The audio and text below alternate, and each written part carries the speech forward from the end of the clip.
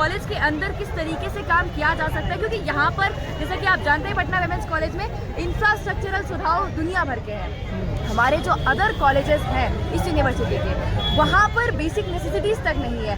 कल हम arts and craft college में गए, वहाँ की भी स्थिति थोड़ी दयनीय है। बॉयज़ के लिए या गर्ल्स के लिए चाहिए होगा एक जेंडर न्यूट्रल लेजिस्लेशन, चाहिए होगी एक ऐसी संगठन जो कि काम करे छात्राओं के लिए भी छात्र के लिए भी, जो कि ज़्यादा ध्यान दे छात्राओं की सेफ्टी के लिए, बस सर्विसेज के लिए, लैबोरेटरीज के लिए, टीचर वैकेंसी के लिए, प्रोफेसर वैकेंसी के लिए, इन सब के लिए। अभी हम कहेंगे तो ये हमारी कैंपेनिंग का दूसरा दिन है और अभी तक के हिसाब से जो प्यार मिल रहा है लोगों से वो बहुत ज़्यादा है। दीवारें ऊंची हैं, गलियां हैं दंग, लंबी है डगर पर हिम्मत है संग।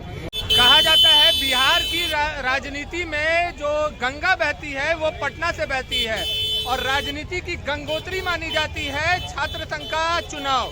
और इसी छात्र संघ का चुनाव का समय आ चुका है। 29 मार्च को छात्र संघ का चुनाव का मतदान होना है। नमस्कार, मैं फलक सिंह और आप देखना शुरू कर चुके हैं आगाज एक्सप्रेस। और जिस तरीके से छात्र संघ के चुनाव को लेकर के तमाम छात्रों में एक उत्साह नजर आ रहा है, एक उमंग नजर आ रहा है, तो आज हमारे साथ प्रेसिडेंट कैंडिडेट के लिए खड़े होने वाली मैथिली मृतांजलि जी उपस्थित है। इनसे बात करते हैं कि क्या कुछ ऐसा है इनमें खास जो छात्र, जो युवा है, जो युवा वर्ग है, चाहे वो लड़कियां हो या लड़के हो वो इनको मतदान दे। क्या खास है?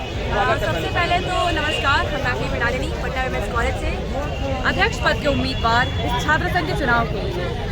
अगर बात करें कि हमारे अंदर क्या खास है तो वो एक आस है चेंज की, वो एक विजन है जो कि हमारे पास अलग अलग फील्ड में काम करने के एक्सपीरियंस से आया है। हम पहले वर्ष में जब थे इस कॉलेज में, हम इस कॉलेज में आए हुए बस 2 महीने हुए थे, तब भी हम इस चुनाव को, छात्र संघ के चुनाव को कंटेस्ट किए थे एज अ काउंसिलर और 2000 कुछ वोट से यहाँ से जीत भी प्राप्त किए थे। जीते जी बिल्कुल बिल्कुल जीते थे। और इस कारण से इस कॉलेज के अंदर किस तरीके से काम किया जा सकता है, क्योंकि यहाँ पर जैसा कि आप जानते हैं पटना विमेंस कॉलेज में इंफ्रास्ट्रक्चरल सुधार दुनिया भर के हैं। हमारे जो अदर कॉलेजेस हैं इस यूनिवर्सिटी के, वहाँ पर बेसिक नेसेसिटीज़ तक नहीं है। कल हम आर्ट्स एंड क्राफ्ट कॉलेज में गए, वहाँ की भी स्थिति थोड़ी दयनीय है। बाकी किसी भी हम कॉलेज में बात कर ले, छात्रावास का इशू हो या फिर स्पोर्ट्स का इशू हो, जो खिलाड़ी हैं हमारे वो बेहतर जानते हैं कि इस विश्वविद्यालय को जब हम अदर विश्वविद्यालय के सामने रिप्रेजेंट करने जाते हैं तो वहाँ पर कितनी कमी हमें दिखाई देती है और कितनी ज़्यादा इम्प्रूवमेंट की ज़रूरत है।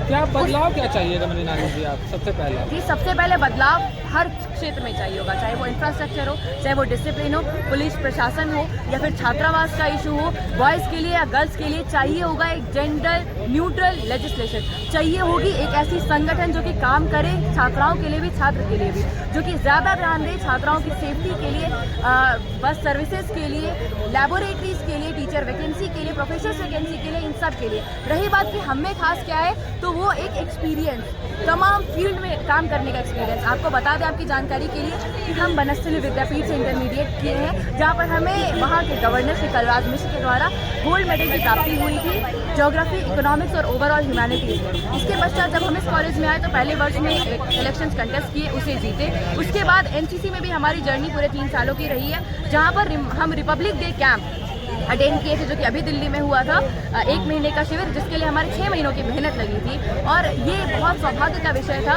कि हम बिहार और झारखंड निदेशालय को राष्ट्रीय स्तर पर रिप्रेजेंट कर पाए और ऑल इंडिया रैंक। एक्सपोजर आपके पास बहुत ज़्यादा है, बहुत ज़्यादा एक्सपोजर है। इस एक्सपोजर का आप उपयोग पूरा करें, बिल्कुल बिल्कुल छात्रों के लिए, कि हम देख कर के आए कि कहाँ पर क्या फैसिलिटीज और यहाँ पर क्या लैकिंग है, उस चीज़ को एक ब्रिज बनाया जाएगा, उस पर पूरा काम किया जाएगा। छात्रों का प्यार मिल रहा है आपको, क्या लग रहा है? बिल्कुल, अभी हम कहेंगे तो ये हमारी कैंपेनिंग का दूसरा दिन है और अभी तक के हिसाब से जो प्यार मिल रहा है लोगों से वो बहुत ज़्यादा है। चलिए, तो यहाँ पर हमारे साथ उपस्थित है जो वाइस प्रेसिडेंट चुनाव के लिए खड़ी होने वाली है। आपका नाम क्या हुआ? शगुन सृजन। शगुन सृजन जी, सबसे पहला सवाल, पहला इलेक्शन कंडक्ट कर रहे हैं आप? नहीं, बिल्कुल नहीं। कॉलेज में हमने जीएस का इलेक्शन लड़ा है, उससे पहले मैंने एजीएस का इलेक्शन लड़ा है। और ये कहते हैं कि अनुभव लोगों को बहुत कुछ सिखाता है। वो 20 वोट का चूक, वो 5 वोट का चूक ने मुझे सिखाया है कि आज मैंने एक बार और वाइस प्रेसिडेंट, जिसे उपाध्यक्ष बोलते हैं, उस पद पर मैं अब एबीवीपी की तरफ से इलेक्शन लड़ रही हूँ। सबसे पहले मैं अपने संगठन का धन्यवाद देना चाहूँगी कि उन्होंने मुझे मौका दिया। दूसरा कि ये उपाध्यक्ष का पद हमें बहुत एक्सपोजर देता है। और मैं कहाँ से आ रही हूँ तो मैं एक जिला से आ रही हूँ जिसका नाम मुंगेर है। वहाँ पे मेरे माता पिता ने मुझे ये सिखाया कि कैसे एक बच्ची को पढ़ाकर वो समाज को शिक्षित कर सकते हैं।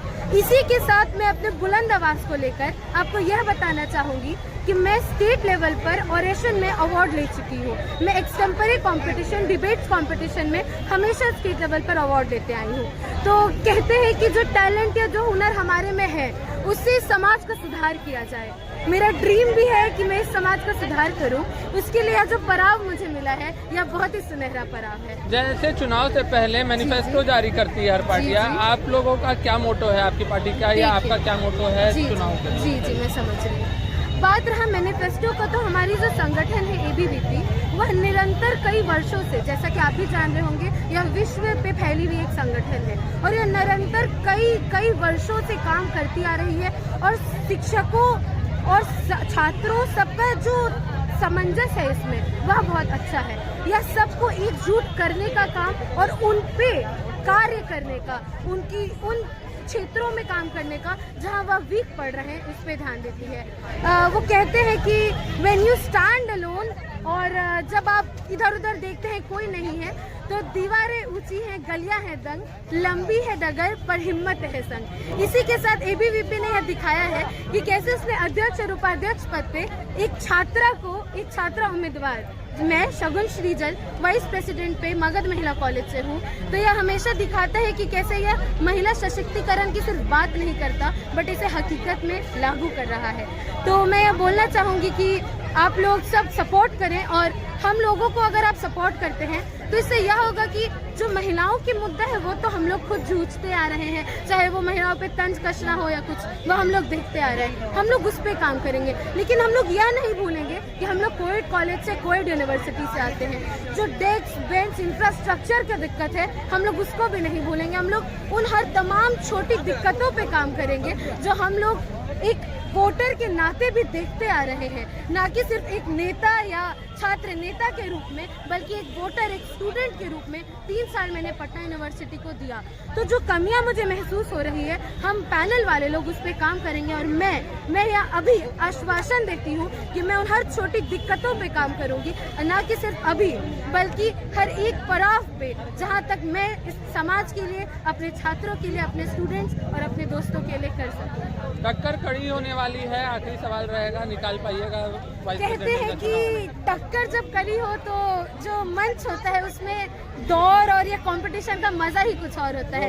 इस मजा और इस टक्कर के सहारे इस कंपटीशन को जीतना है और जीत के दिखाना है, और यह कह सकते हैं कि कोई नहीं है टक्कर में, कोई नहीं है टक्कर में। Shagun Shrijal for the post vice president. धन्यवाद। चलिए, साफ तौर पे आपने सुना कि कोई नहीं है टक्कर में। ABVP के तरफ से इन्होंने वाइस प्रेसिडेंट और प्रेसिडेंट के चुनाव के लिए मृणालिनी जी खड़ी हुई है, और आपको बताते चले जिस तरीके की टक्कर और उत्साह नज़र आ रहे हैं तमाम कैंडिडेट्स में, आपको बाकी कैंडिडेट्स की भी हम जो इंटरव्यू है, जो कहना है उनका, वो उनसे रूबरू करवाएंगे। पर जिस तरीके का एक उत्साह नज़र आ रहा है, तमाम विद्यार्थियों में भी जो उत्साह नज़र आ रहा है, कहा जा सकता है कि 29 मार्च को रिजल्ट परिणाम जो भी हो, पर मुकाबला दिलचस्प होने जा रहा है। जुड़े रहे हमारे साथ, देखते रहे आगाज़ एक्सप्रेस। धन्यवाद।